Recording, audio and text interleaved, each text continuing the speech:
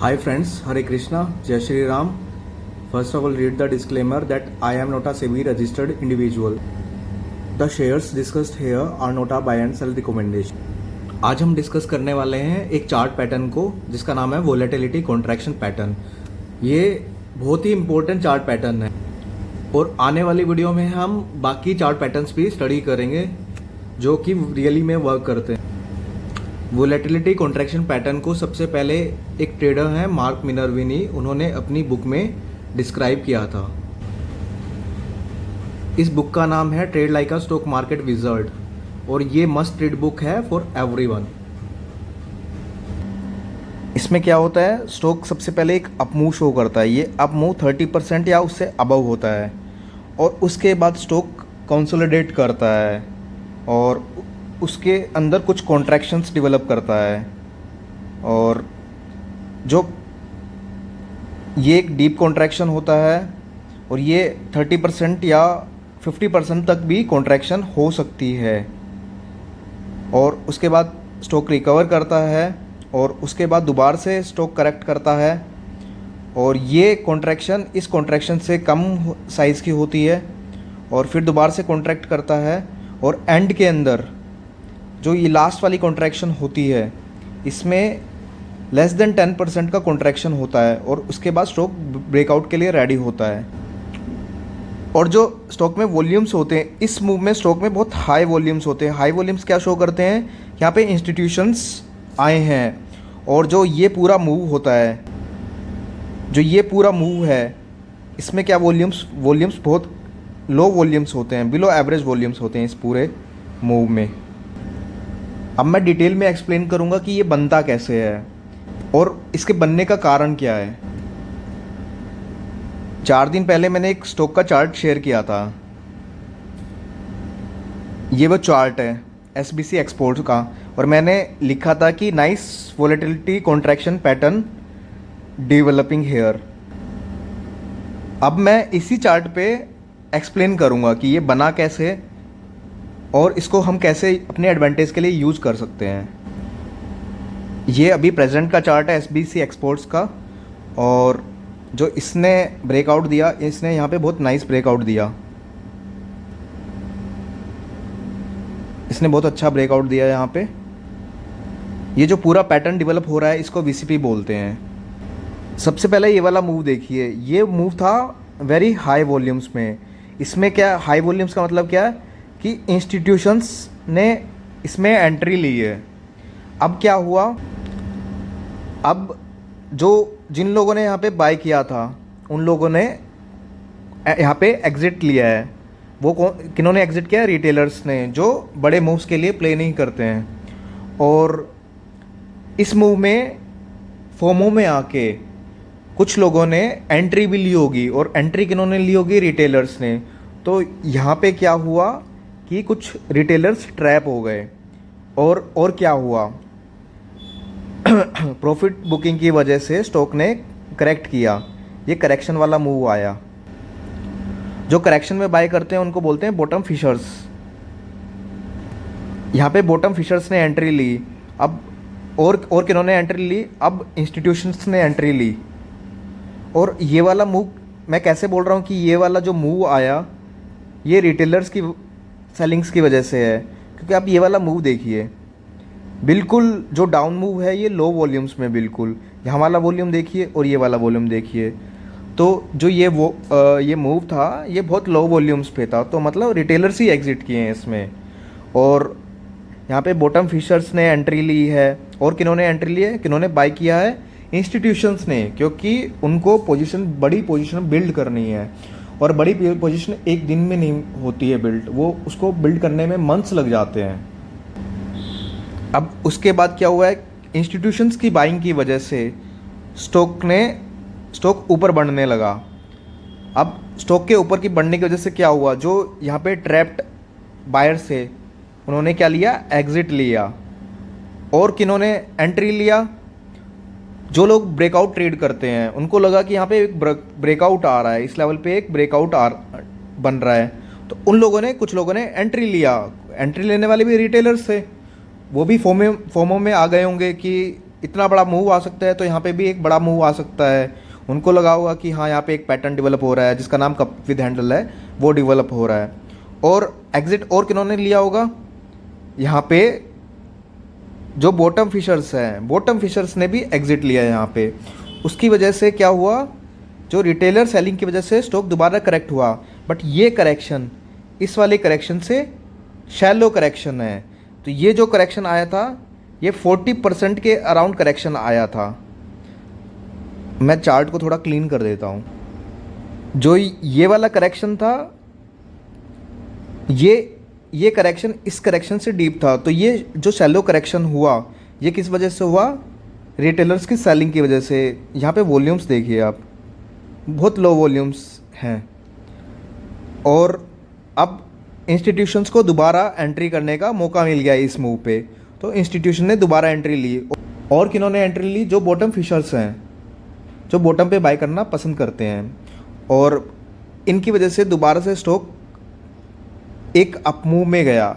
और यहाँ पे किन लोगों ने एग्ज़िट लिया, यहाँ पर किन लोगों ने एग्ज़िट लिया, यहाँ पे एग्ज़िट लिया जिन लोगों ने ब्रेकआउट के एंटीसिपेशन में इस स्टॉक में एंट्री ली थी और उनका कोई स्टॉप लॉस नहीं था, उन लोगों ने यहाँ पे एग्ज़िट लिया। और किन्होंने, बॉटम फिशर्स ने एग्ज़िट लिया।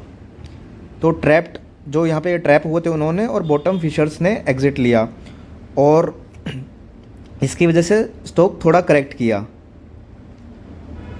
करेक्ट करने के बाद इंस्टीट्यूशंस को दोबारा से एक चांस मिल गया यहाँ पे एंट्री लेने का, और उन्होंने दोबारा से एंट्री लिया। उनकी एंट्री जो ये अप वॉल्यूम है, अप मूव्स में इनमें दिख रही है, और इन कैंडल्स में भी दिख रही है कि इंस्टीट्यूशंस ने एंट्री लिया है। और इसकी वजह से दोबारा से स्टॉक एक अप मूव में गया। और यहाँ पे थोड़े बहुत बॉटम फिशर्स ने भी एंट्री ली होगी, और जो जिन लोगों ने यहाँ एंट्री ली होगी वो यहाँ पे ट्रैप हो गए थे इस मूव में, और उन्होंने यहाँ पे एग्ज़िट ले लिया। तो इस लास्ट मूव में, जो ये लास्ट मूव था, इसमें जो बचे हुए यहाँ पे कोई ट्रैप्ड होगा जिसने इतना टाइम वेस्ट किया है, उन्होंने एग्ज़िट लिया होगा। ठीक है, ट्रैप्ड जो जिस लेवल पे ट्रैप होगा ना, उन लोगों ने एग्ज़िट लिया होगा यहाँ पे। ठीक है, यहाँ पे और किन ने एग्ज़िट लिया होगा, बॉटम फिशर्स ने एग्ज़िट लिया होगा। और क्योंकि वो लोग अब थोड़े थे, बाकी लोगों ने एग्ज़िट ले लिया था ऑलरेडी, और अब दोबारा से स्टॉक थोड़ा सा करेक्ट हुआ। और ये वॉल्यूम्स लो ही वॉल्यूम्स थे कंपैरेटिवली, और इसकी वजह से इंस्टीट्यूशन को दोबारा चांस मिला, तो उन्होंने दोबारा एंट्री लिया। अब उनकी ऑलमोस्ट एंट्री कंप्लीट हो चुकी है। जितनी पोजीशन उनको बिल्ड करनी थी स्टॉक में, उन्होंने ऑलमोस्ट बिल्ड कर ली है। और जो ये करेक्शन, लास्ट करेक्शन है, ये लेस देन 10% होगा, तो ये फाइनल करेक्शन होगा।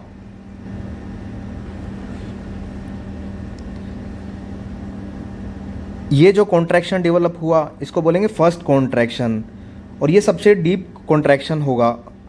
ये 30% से 50% तक हो सकता है। और इसके बाद जो कॉन्ट्रैक्शन डेवलप होगा ये शैलो करेक्शन होगा, और इस केस में ये है अराउंड 22%। और उसके बाद एक और कॉन्ट्रैक्शन डेवलप हुआ, ये अराउंड 18% का कॉन्ट्रैक्शन है। और ये जो लास्ट कॉन्ट्रैक्शन डेवलप हुआ ये 6% का कॉन्ट्रैक्शन है। और जो लास्ट कॉन्ट्रैक्शन जहाँ पे आपको एंट्री लेना है वो लेस देन 10% होना चाहिए, वो सिंगल डिजिट में होना चाहिए। आप एंट्री इसमें कहाँ ले सकते हो, जो लास्ट कॉन्ट्रैक्शन होगा इसके ब्रेकआउट पे आप एंट्री ले सकते हो। आप जैसे ही ये इस जो पाइवेट डेवलप हो रहा है, जिसको टच करके ये स्टॉक बार बार में वापस नीचे आ रहा है, ये जो पाइवेट डेवलप जो मैंने लाइन बना रखी है जिसको टच करके स्टॉक बार बार में आ रहा है, इसके जैसे ही ये इससे ब्रेकआउट करे, वहाँ पे आप इसको बाय कर सकते हो। और आप स्टॉप लॉस ये रख सकते हो, इस कॉन्ट्रैक्शन के जस्ट नीचे रख सकते हो। इससे क्या होगा, आपका एक तो स्टॉप लॉस हमेशा 10% से कम आएगा, और आप एक बड़ा मूव कैप्चर कर सकते हो एक बहुत छोटे स्टॉप लॉस पे। अब आपको कैसे क्या करना है, यूजुअली जो कॉन्ट्रैक्शन होती हैं वो तीन कॉन्ट्रैक्शन होती हैं। मिनिमम, और ये कॉन्ट्रैक्शन अप टू 7 कॉन्ट्रैक्शन भी हो सकती हैं कुछ केसेस में, बट 3 कॉन्ट्रैक्शन तो मिनिमम है। और आपको कैसे आइडेंटिफाई करना है कि ये लास्ट वाला कॉन्ट्रैक्शन है और मेरे को यहाँ पे एंट्री लेना है। अब वीसीपी को आपको कैसे यूज़ करना है, अब मैं ये बताना चाहता हूँ, और ये बहुत इम्पोर्टेंट है।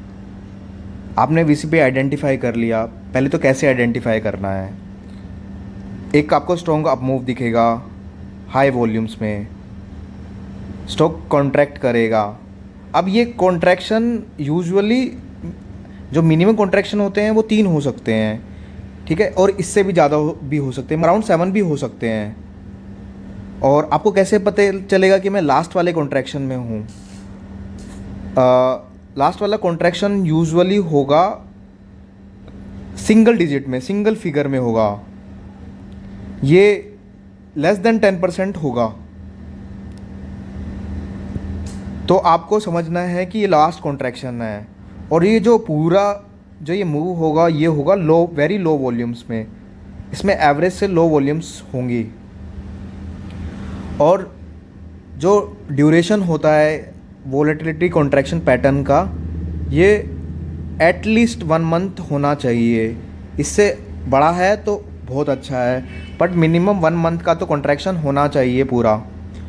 और आपको एंट्री कहाँ लेनी है और स्टॉप लॉस क्या रखना है, जब आपने आइडेंटिफाई कर लिया कि ये कॉन्ट्रैक्शन, लास्ट वाला कॉन्ट्रैक्शन लेस देन 10% है। अब मैं चार्ट पे आऊँगा वापस। ये चार्ट मैंने 7 दिन पहले अपने YouTube के कम्युनिटी सेक्शन पे पोस्ट किया था। अब इसमें आप देखिए, मैंने ये फर्स्ट कॉन्ट्रैक्शन था, ये 38% का कॉन्ट्रैक्शन था। उसके बाद ये जो सेकंड कॉन्ट्रैक्शन था ये 20% का कॉन्ट्रैक्शन था, और ये जो थर्ड कॉन्ट्रैक्शन था 15% का था। और जब ये लास्ट वाला 7% वाला कॉन्ट्रैक्शन आया, फोर्थ कॉन्ट्रैक्शन, ये मुझे पता था कि ये फाइनल कॉन्ट्रैक्शन है, क्योंकि ये 10% से कम का कॉन्ट्रैक्शन है। और इसमें वॉल्यूम्स देखिए, एंड में वॉल्यूम्स बिल्कुल कम हो जाएंगे, क्योंकि यहाँ पे कोई एक्टिविटी ही नहीं है, और यहाँ पे पूरा कंट्रोल इंस्टीट्यूशंस के पास में है। और जैसे ही इसने ब्रेकआउट किया, मेरी जो बाइंग थी स्टॉक में, मेरी इस यहाँ पे बाइंग थी, मैंने यहीं पे इसको बाय कर लिया था, क्योंकि मेरा इसमें रिस्क और भी कम हो गया था। बट जो एक्यूरेट बाइंग है वो बाइंग होगी जो ये आपको लाइन दिख रही है, जहाँ से कॉन्ट्रैक्शंस, जहाँ से स्टॉक ने रिजेक्शन हर बार फेस किया, इसके ब्रेकआउट पे आप एंट्री ले सकते हो। मेरी एंट्री तो यहीं पे हो गई थी इसमें। अब ये देखिए, इतना अच्छा ब्रेकआउट, ये जो मूव था ये 13% का मूव था। उसके बाद ये करेक्शन इसलिए आया क्योंकि मार्केट ने अराउंड 1.2% का करेक्शन दिया, इसलिए ये करेक्शन आया। बट ये जो करेक्शन है ये लो वॉल्यूम्स पे है, और आप ये देखिए ये इस ब्रेकआउट पे कितना बड़ा वॉल्यूम है। तो ये था वोलेटिलिटी कॉन्ट्रैक्शन पैटर्न। आगे की वीडियोस में हम इस पे और ज़्यादा डिस्कशन करेंगे। एक वीडियो पे हर चीज़ एक्सप्लेन करना थोड़ा डिफ़िकल्ट है। Thank you friends.